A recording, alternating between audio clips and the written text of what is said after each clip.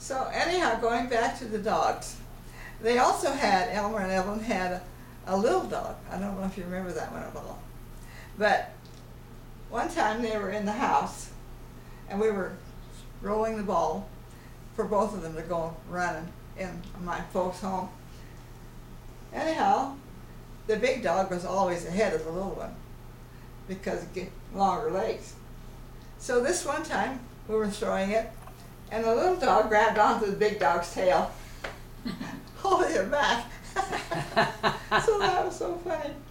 Anyhow, during the war, before Elmer went in the service, we all worked in the shipyards. And you too? Did you work in the shipyards too? I worked in the shipyard. I worked in an office there, an Oregon ship also, and my dad also worked in the shipyards.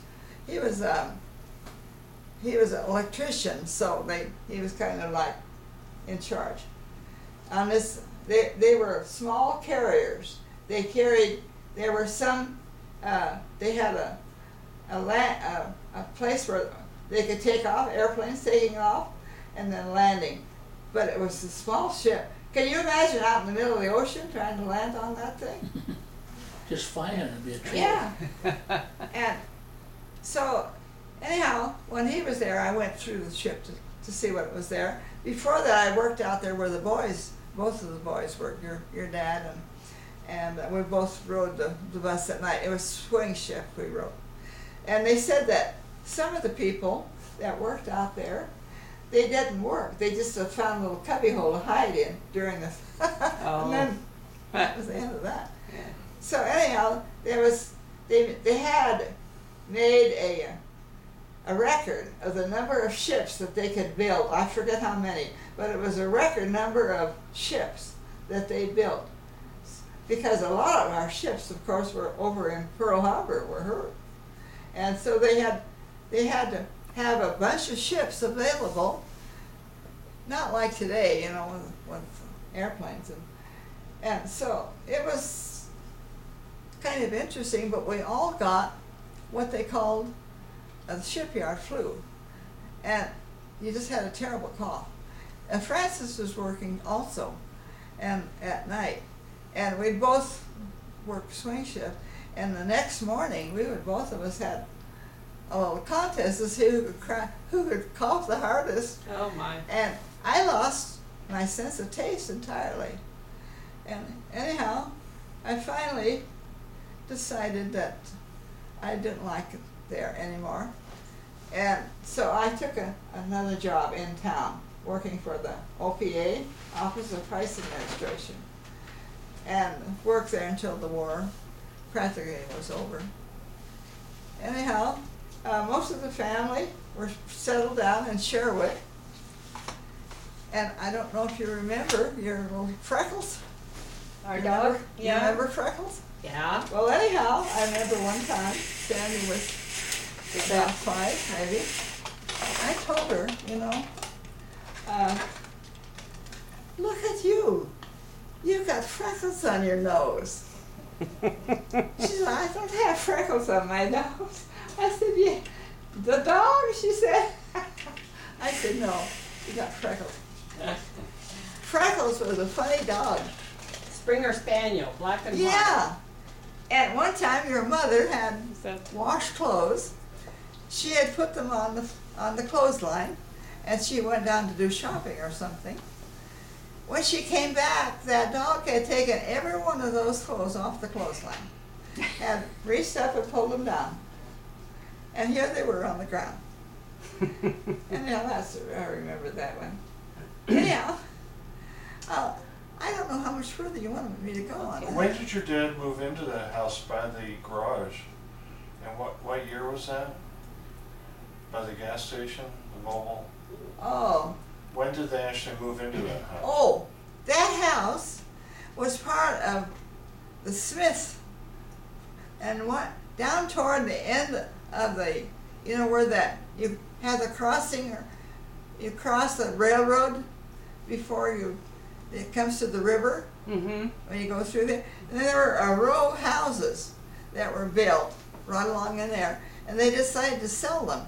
And my dad bought one of the houses, and they moved it from there to next to the service station.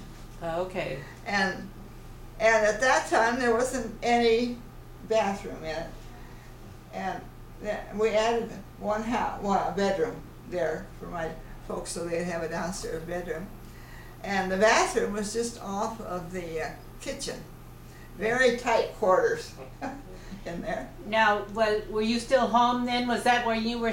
That was after you graduated from high school, Yeah, was it? I went to live with my aunt and uncle in Portland, and that's when I got a job at the Portland Clinic.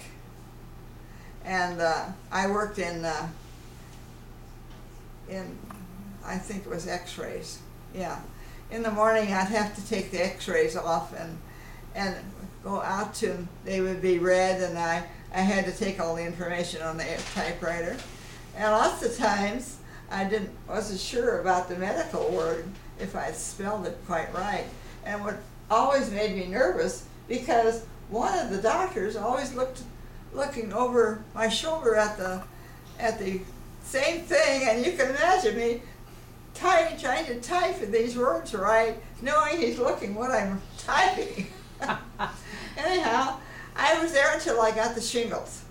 Oh no! I got the shingles really bad, and so I was at work, and they sent me upstairs to this one doctor, and he gave me an intravenous shot, and I was allergic to it. And I started sneezing and sneezing and sneezing, and I couldn't hardly get my breath. And Elmer came in and picked me up and took me home. And I never did go back to work because I was in bed for almost 2 weeks from that. Wow. My throat was so swollen. I called my mother and I said, I can't hardly breathe. She called the doctor. We had that old doctor in Sherwood.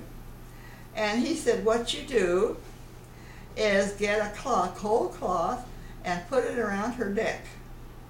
And that'll take the swelling down. And you know, that really relieved me. I was able to breathe. But the whole thing just took a lot out of me. And that's when Elmer and I decided in February of that year to go down to Los Angeles. And so it was very interesting. I looked for work down there, but I didn't really find anything that I liked.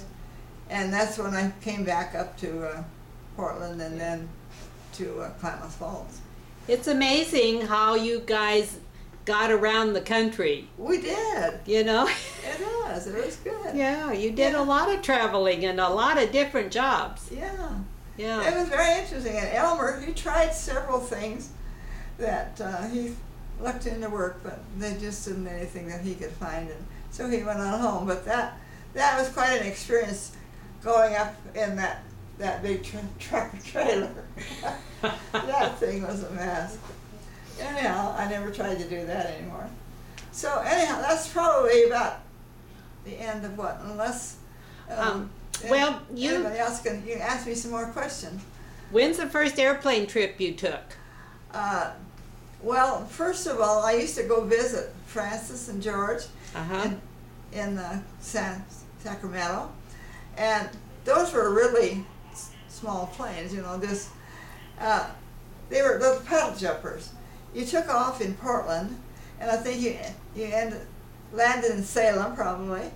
You landed again in Eugene. You landed again in Medford, and then you had a longer flight, and you finally landed in Sacramento. Wow. And you had to chew gum like crazy because your ears were killing you. Anyhow, my dad took the plane one time. And one time, you know, after my mother was really bad and they came down to visit, they decided to fly. So they flew back to Portland. And my dad didn't know how my mother would really like that.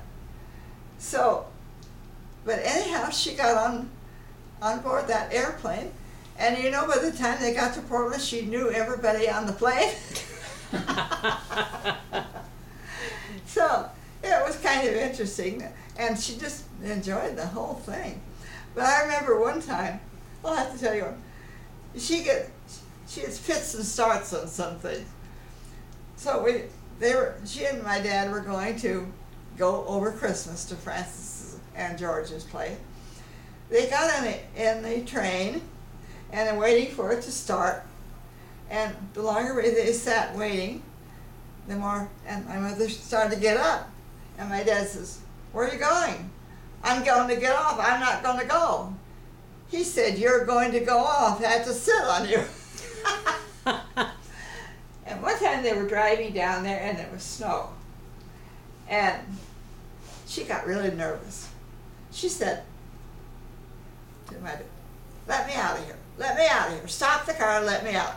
He said, "What do you do when you get out?" She said, "I just want to get out of here." He said, "Just be quiet and sit still." So he put up with quite a bit with what she did and the things that she was, but they were pretty good together. Yeah. Yeah, my dad was very, very kindly and very soft, you know, and he never really pushed himself forward. I'll have to tell you about after the war. The people, they were letting the Japanese come back, you know, and there was a Japanese family, a farmer, very good friends with Vic, and they finally got back to their place again. Sasaki's. And they went to the grocery store to buy, and they turned them away. "We won't sell to you." So my dad said, "Just give me your list. I'll go and do it." But that's how he was indignant to think that they would do things like that. Mm-hmm. But it was terrible. And those poor Japanese, these kids were all born in America, and they were really citizens, and yet having to be sent to that kind of a deal. Anna Hannegan then was of German descent, and she wrote to relatives in Germany, right? Yeah. And she could write in German, did she? Or did she, or just... She kind of, I think she forgot. Do you remember Mrs. Bauer that lived up on the hill out of Sherwood? Yes. Uh-huh. Well, she was a good friend of Mom's because they loved to talk German together. But I think my dad discouraged her from teaching us German. And so we never did really learn. But anyhow, you know, sometimes in her speech, you knew that she was German. Yeah, she could say a few words. Yeah. She'd W's or V's.